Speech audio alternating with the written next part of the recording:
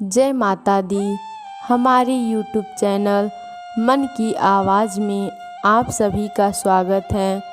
आज की हमारी कहानी है संकटा माता की। एक गांव में भोला नाम का एक व्यक्ति अपने परिवार के साथ रहता था। वह अपने नाम की तरह ही सीधा साधा तथा भोला था। भोला मेहनत मजदूरी करके अपने तथा अपने परिवार का पालन पोषण करता था। उसके परिवार में उसकी पत्नी और एक छोटा बच्चा था। वह सुबह काम पर जाता। सारा दिन खेतों में काम करने के बाद उसे कुछ अनाज और कुछ पैसे मिलते थे। उसी से शाम को खाने का इंतजाम हो पाता था।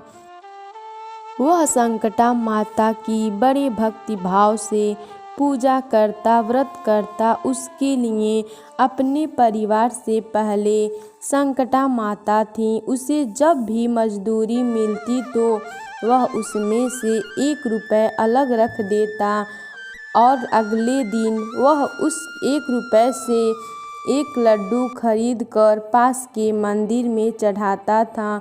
उसके बाद वह काम पर चला जाता था। ऐसा वह काफ़ी वर्षों से कर रहा था।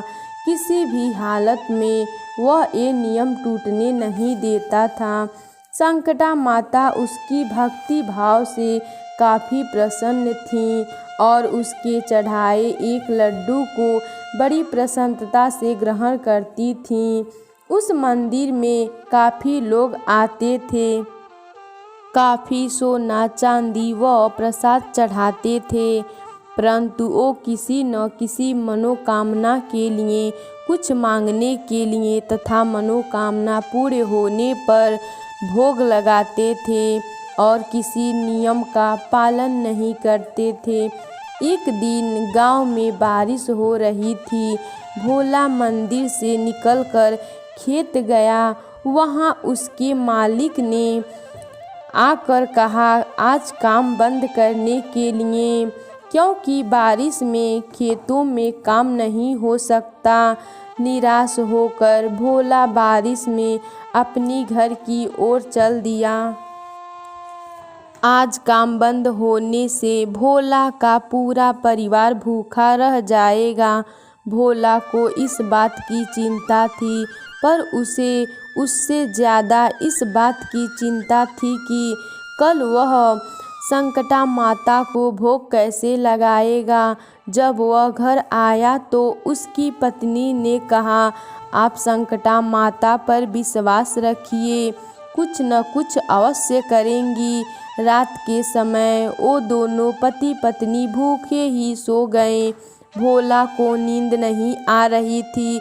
उसे इस बात की चिंता था कि उसकी संकटा माता भूखी ही रह जाएंगी। भोला अपनी भूल को भूल ही चुका था। उसी समय संकटा माता उसे देख रही थीं और सोच रही थीं कि भोला कितना भोला है, अपनी भूख को भूलकर मेरे भोग की चिंता कर रहा है। अब मुझे ही कुछ करना होगा, क्योंकि भोला मुझे रोज बिना किसी स्वार्थ का मुझे भोग लगाता है, मेरी पूजा करता है।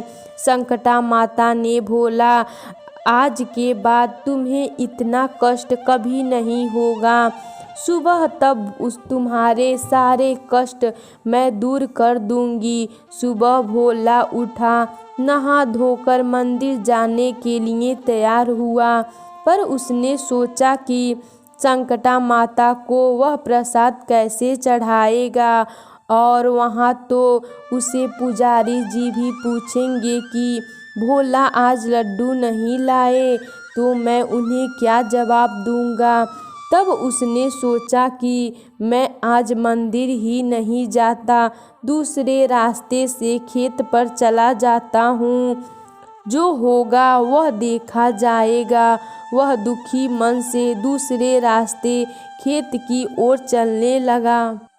वह कुछ सोचता हुआ जा रहा था।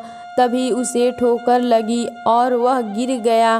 भोला उठा और उसने देखा एक नुकीला पत्थर रास्ते में गड़ा हुआ था। उसने सोचा, जैसे मैं गिरा हूँ वैसे कोई और भी गिर सकता है, उस पत्थर को उखाड़ देता हूँ। उसने बड़ी मेहनत से उस पत्थर को उखाड़ा। उसी समय उस गड्ढे में से कोई चमकती हुई चीज़ दिखाई दी। उसने ज़मीन को और खोदा तो वहाँ एक मटकी में सोने के सिक्के भरे हुए थे। भोला समझ गया कि संकटा माता ने अपना चमत्कार दिखाया है।